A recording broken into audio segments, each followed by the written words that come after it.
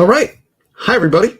I believe we are live. I'm going to check on YouTube just to make sure. And then once I see that we're good, we can get going. So like I said, we're just waiting a second here. It looks good. I hear me. Okie dokie. Can everybody hear me? If you can hear me, say so in the chat. We got noise. That's good. I always want to hear from people before I, get going. So let's do this thing. All right. Hi, everybody. It has been a little while because I've been a little bit busy. So since we last did stuff, I went back to work after family leave. So I've been doing lots of YouTube stuff. I've been doing lots of recording and editing. The problem is that all of this stuff I've been doing has been for class instead of for this. Now, don't get me wrong. I love my class and I love talking about all that stuff. And some of the stuff I've done for class, I've actually used stuff that I did in the Evolution for Creationist series. And actually, there was some cross-pollination there, which is very cool.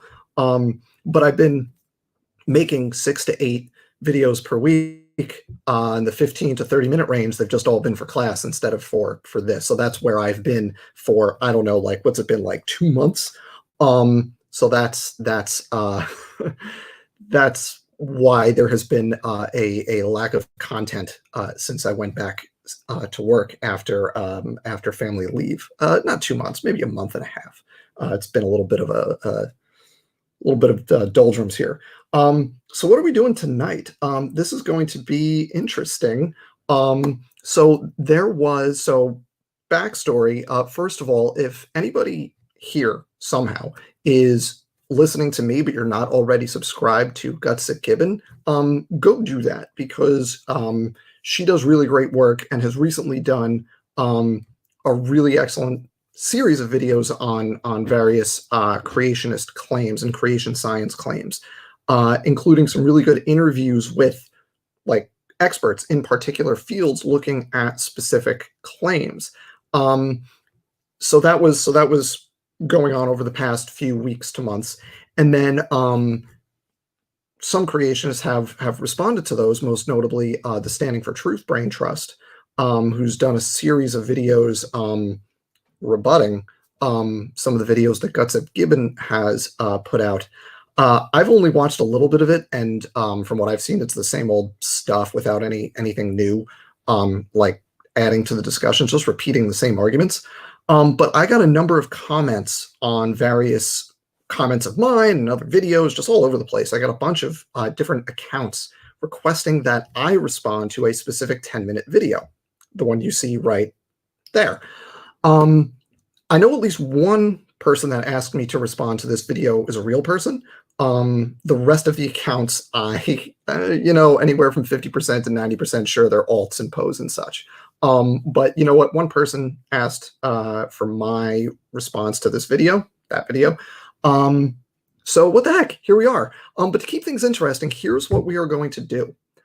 I have not watched this video, so this is a blind rebuttal. I know the topic of the video because it's in the title, right? So if you scroll down right there, it's Y chromosome pedigree. So like I'm familiar with that work. It's Nathaniel Jeanson. It's using Jeanson's silly pedigree rate thing to come up with a coalescent time for in this case the Y chromosome that is absurdly recent. Nothing new there. I know those arguments. I've heard them before. I don't suspect Standing for Truth is going to contribute anything new to this field. So we'll see what happens. There is the possibility that this video veers completely off topic, which sometimes happens. If you're familiar with Standing's videos, sometimes they're not on the same topic as you would think from the title, in which case this is going to be interesting. And who knows, I might not have that much to say in response, but we're going to see. Also, just a quick note, I did, as one does out of common courtesy, if you are responding to someone in a live stream, I think it is courteous to invite that person to be present so they can defend themselves if they want. I invited SFT to join me. His response was, I've invited him several places in different comment threads and chats and via email. And his response ranged from ignoring the invitation to saying, well, I need you to answer this one question. And like, I'm not gonna play games like that. You can, you can like, you put conditions on it or not. Like, yeah, the invitation is out there. You could take it or leave it. I'm not going to play games and like jump through hoops to try to get you on here. You can be here if you want to respond. If you don't want to, then don't. It's that simple. We're just going to go right into it. Actually, before we do this, let me just give you let me just orient us in this argument, because I've talked about these arguments before. The argument that Jeanson makes when it comes to his pedigree rates, and he does this for mitochondria, and he does this for Y chromosomes. The argument he makes is you can look at parent offspring, and you can look at the number of mutations between them, and you can determine a per generation mutation rate. That's called the pedigree mutation rate. And what Jeanson does, he says, okay, that's the one generation rate. So that's a certain number of mutations. Now let's look and see how much variation there is among all of humanity. How long would it take to accumulate that level of variation given our one generation rate? And then you could work backwards and see how many generations it would take. And by doing the math that way, Jeanson arrives at a comically young age for the mitochondrial and Y chromosome most recent common ancestors. Now, the reason that math is wrong is that you can't just take that one generation rate and project it backwards, because you're catching all sorts of things in that rate. You're catching somatic mutations like in skin cells, right? I'm going to have mutations that are different from my children because my somatic cells have mutations and their somatic cells are going to have mutations, but those don't get passed on. There's also selection in the germline. So if you have a mutation that causes the gamete to not work, then that will never be propagated to subsequent generations, but you can catch that stuff in pedigree rates. And then over many generations, you've got natural selection, you've got genetic drift, you've got population bottlenecks. All of these things are filters that weed out mutations over time. So what you see is that you start off, if you measure your pedigree rate, it's very high, right? Your parent to offspring rate is very high.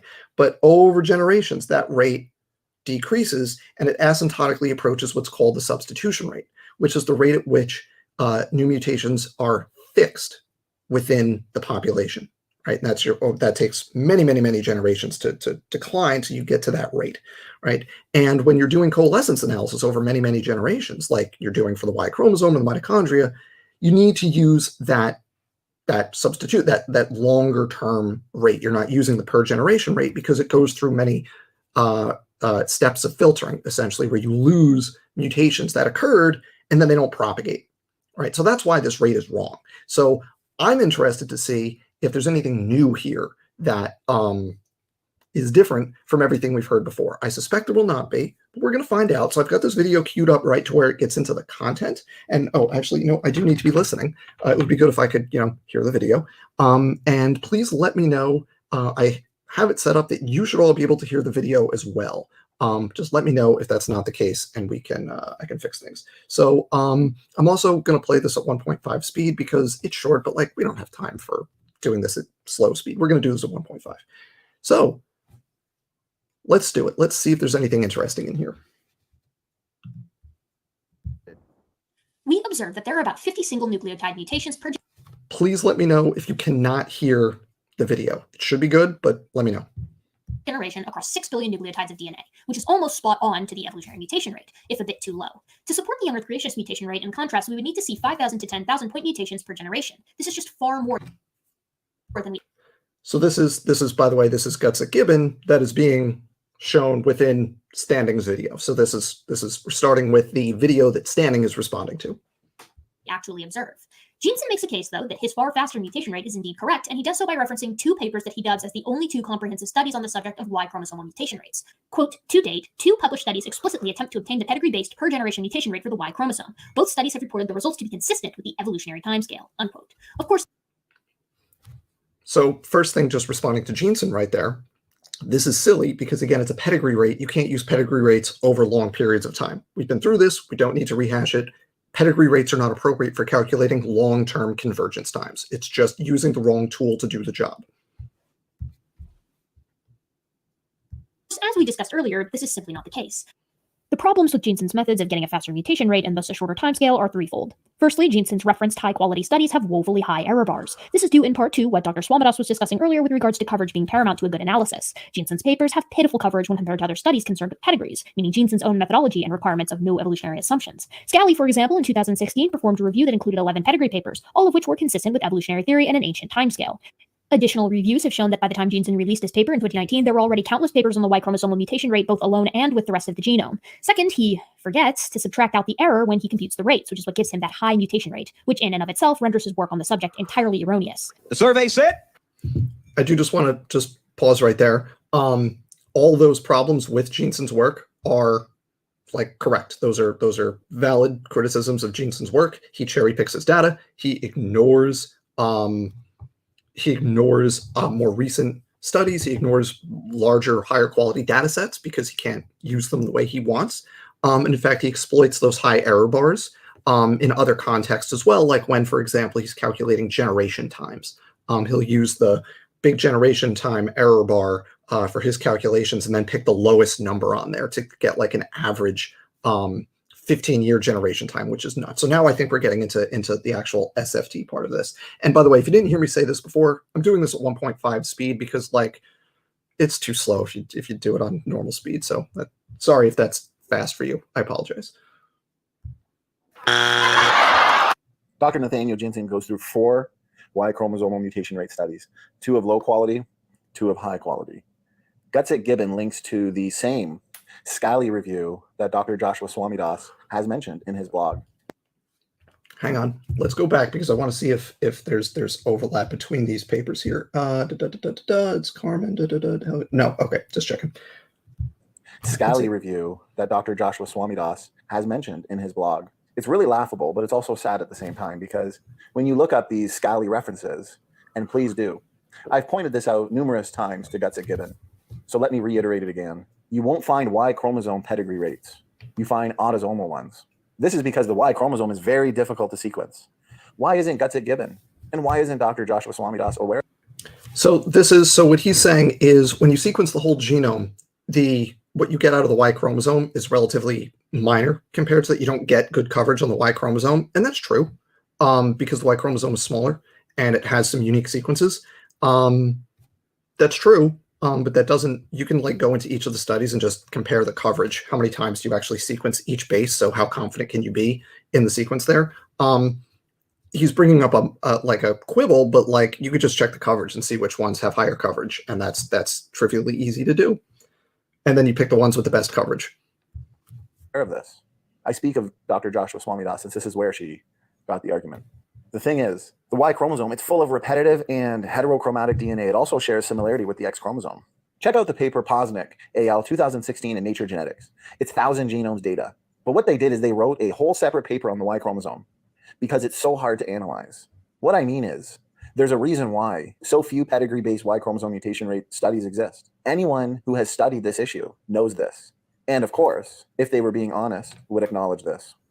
Now, it has been claimed by these critics, for example, Dr. Joshua Swamidass, that you need 1,000-fold in terms of high quality versus low quality sequences. That's just to be clear for everybody here. When he says 1,000-fold, he means 1,000-fold coverage, meaning when you sequence the genome, how many times do you actually read each nucleotide in your sequence? So in general, you want very high coverage. That's how you get high confidence in your sequence. And what Standing is saying is the studies that Jeanson uses have high Y chromosome coverage. Okay, I don't care. It's still a pedigree rate.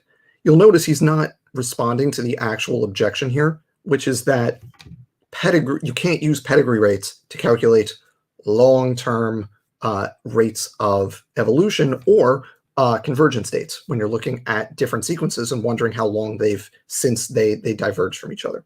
You simply can't use pedigree rates for that. So you could argue over how to get the best pedigree rates all you want. Pedigree rates, which again are parent-to-child mutation rates, those are inappropriate to determine how long it's been since 2 sequences diverged from each other. It's simply the wrong tool for the job. And nothing you're going to say about how to get the best pedigree rates matters when they're not appropriate for that question. I see a question in the chat from Dapper Dino. What does heterochromatic mean? So that's referring to what's called heterochromatin. So when DNA is stored in the nucleus, if it's fairly diffuse, so it's like got nucleosomes, which are proteins with DNA wrapped around them, and then you got like a little spacer region, and then another nucleosome, and it's kind of strung out. That's called euchromatin, and that's where like gene expression is taking place. It's relatively diffuse. Heterochromatin is more densely packed, and it's kind of wound around itself, and it's supercoiled, and it's really dense, packed up with proteins, so you don't get any actual gene expression from that region of heterochromatin. So regions that are heterochromatic are indicative of regions that are not like active in terms of gene expression. It's pretty obvious that Dr. Joshua Swamidass could not come up with even a single 1,000-fold mutation rate study, even if I were to offer him $1 million. Only the mitochondrial DNA has achieved 1,000-fold coverage in the vast majority of studies. The reason being is because it's so small. High quality by many studies is actually 30 times. For example, just have a look at the major commercial sequencing companies. Again, these critics, such as Gutsick Gibbon and Dr. Joshua Swamidass, appear to be out of their league on this one. It has been claimed by Swamidass, who Gutsick Gibbon gets her arguments from, that Dr. Jeanson picked 2 low-quality studies. Again, he went through 4, 2 high, 2 low. And Dr. Jeanson showed that the low quality gave evolutionary mutation rates. One, he's not defining what evolutionary mutation rates mean in that context. 2, I hope everyone caught the ad homs there, and I don't know if you're familiar with SFT, but he's a fan of saying, I don't like ad homs. Well, that he just drops a lot of like just kind of snide remarks for no reason for somebody who claims to not appreciate ad homs. So I just wanted to point that out for everybody. What you're seeing here is not a response to what Gutsick Gibbon said or what Dr. Swamidass said. What you're seeing is insulting the two of them and saying they don't know what they're talking about without actually addressing the thing that they said. So just want to point that out. But it was the high quality that fit the young Earth creation timeframe and fit the biblical model of ancestry. Now, just when you think it can't get any worse for these critics, it becomes clear that they have not read the work. They have not read the relevant literature, because it is elaborated on by these critics that supposedly Dr. Nathaniel Jeanson missed a number of pedigree-based studies. They'll say that he has ignored every study that covered the entire genome, when in fact it has been pointed out that you don't just extract a Y chromosome rate by looking at the whole genome rate.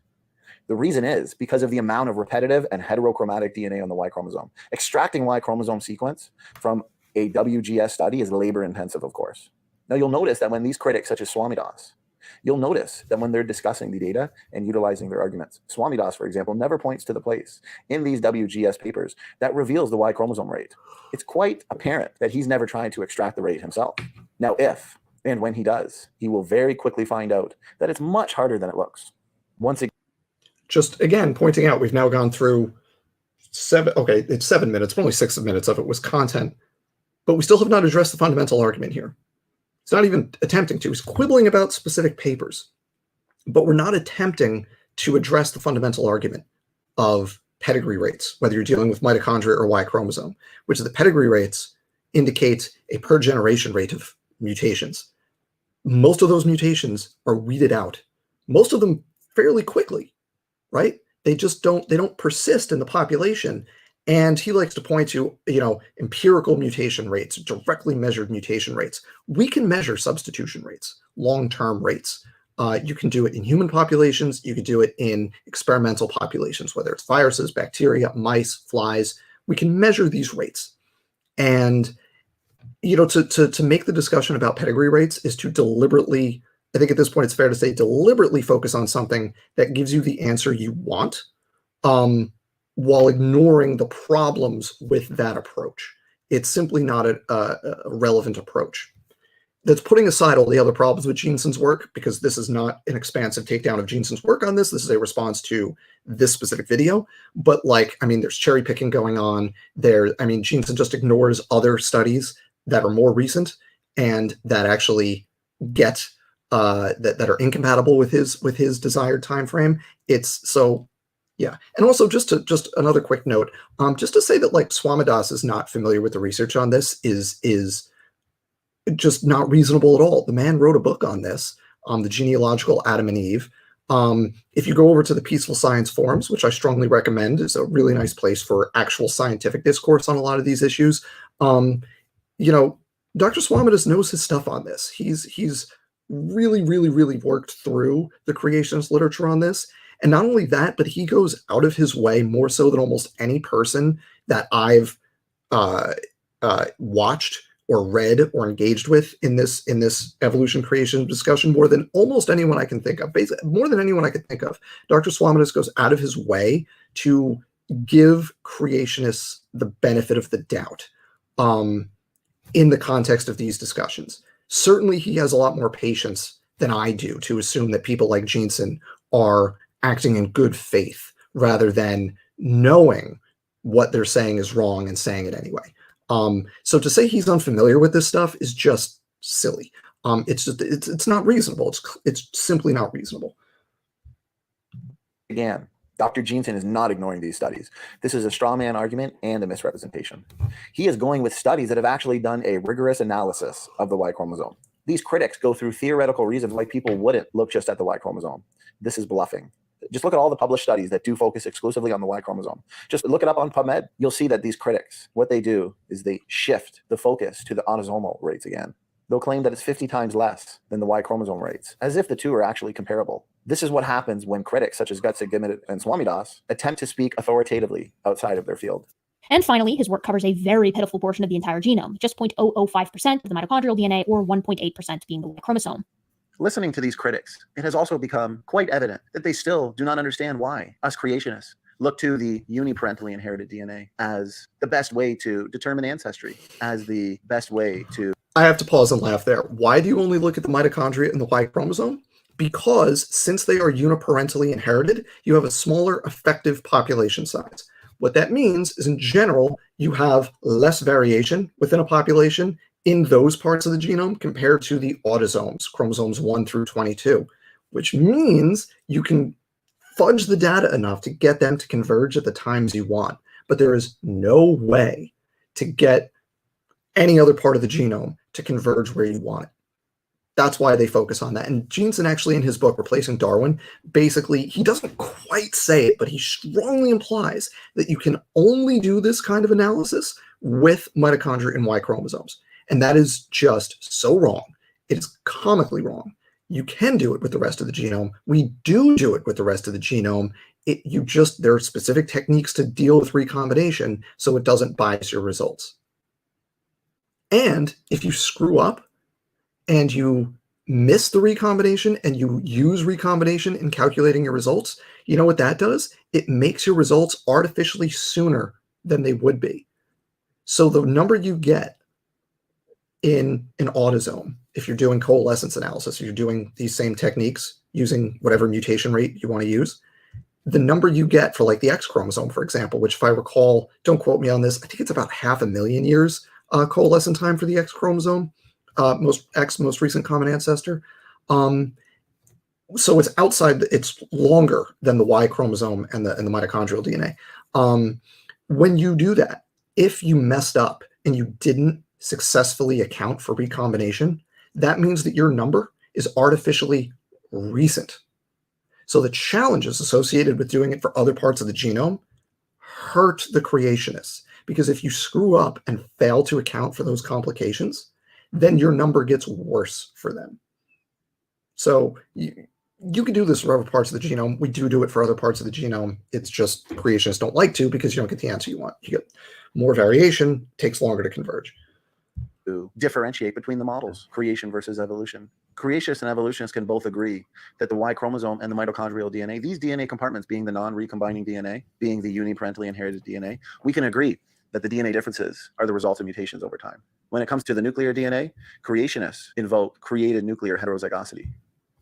So we're going to invoke, so the reason you can't use the rest of the genome is we're going to invoke an unobservable, untestable mechanism that requires divine intervention at some point in the past, possibly after creation, because even if you have lots of created heterozygosity at the start, you just don't have recombination rates that are sufficient. Plus, the flood bottleneck messes with your amount of variation again. So you're probably going to need either an infusion of genetic diversity, or you're going to need again, supercharged recombination rates.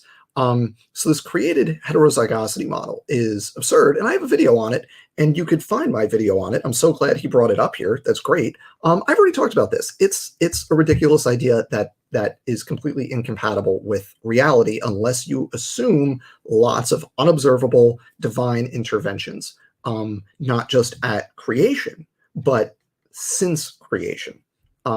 And it doesn't work. There's no way to make the created heterozygosity model work. And Jeanson actually says it's created heterozygosity and natural process, the CHNP model.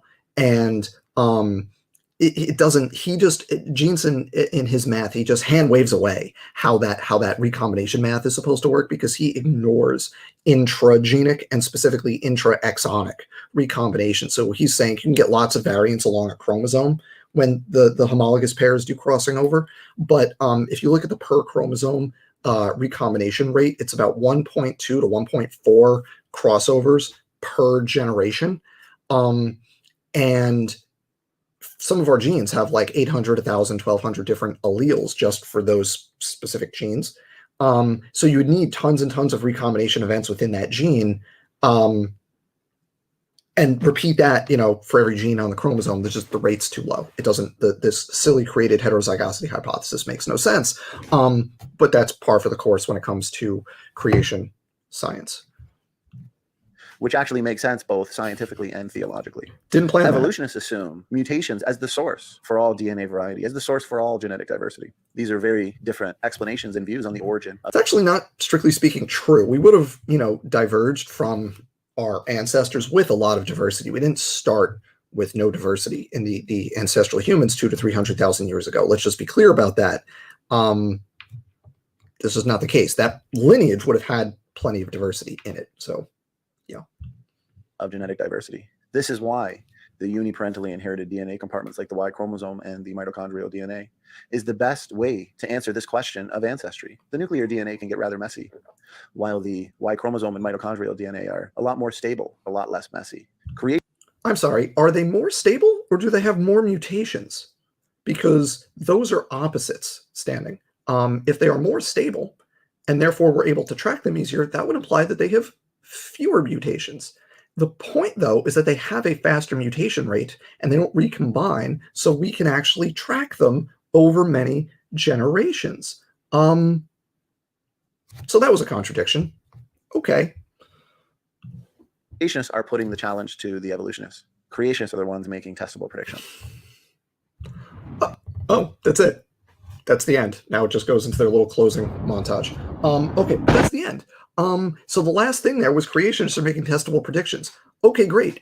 Is anyone testing those predictions? Because as Standing and Jeanson and other people are fond of saying, is that making testable predictions is the gold standard of science.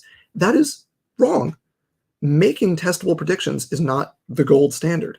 The way you show that your idea is right is making accurate predictions. Make the predictions and then test the predictions. Jeanson's made a lot of predictions. You know what he could do? He could go out and test them, but he's not. Standing parrots these predictions all the time. Go and test them.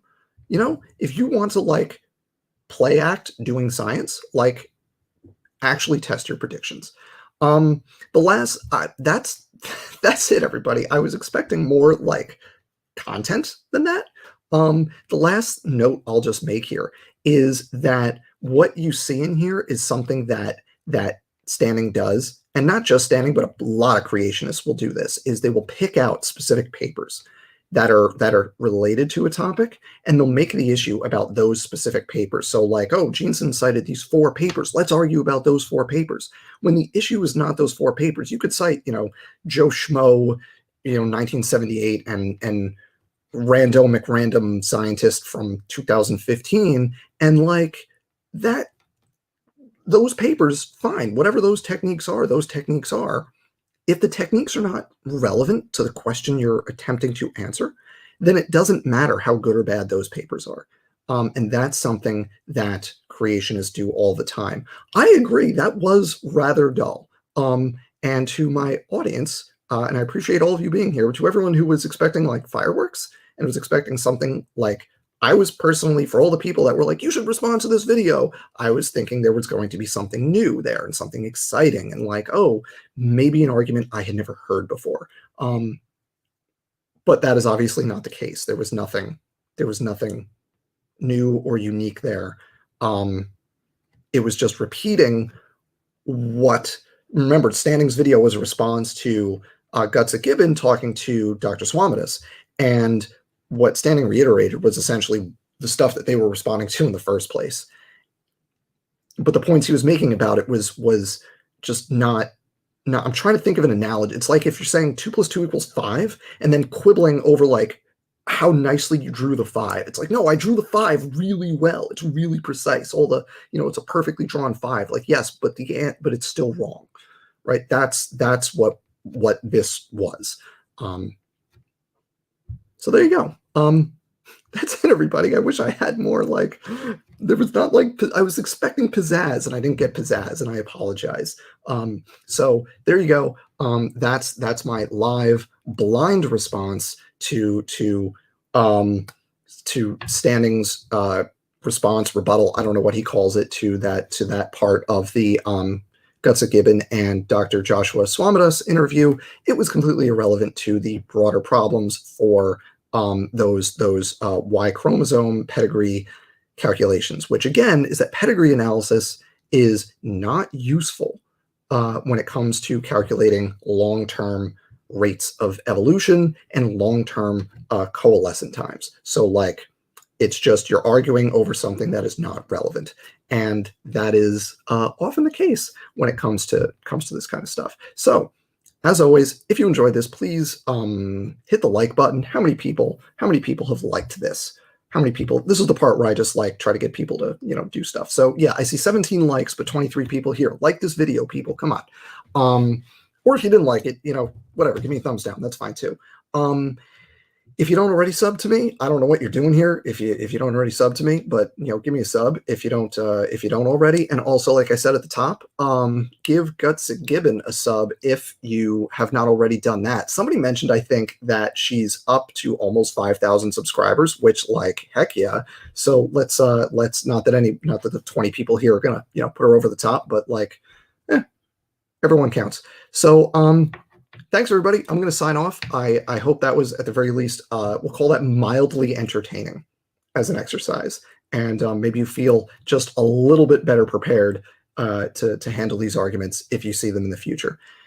Thank you, everybody. Have a great night. And I will, actually, one last thing I'll say. Let me just say that I'm going to try to be doing stuff a little more regularly now that I'm kind of got my head back above water, caught up on all my work stuff.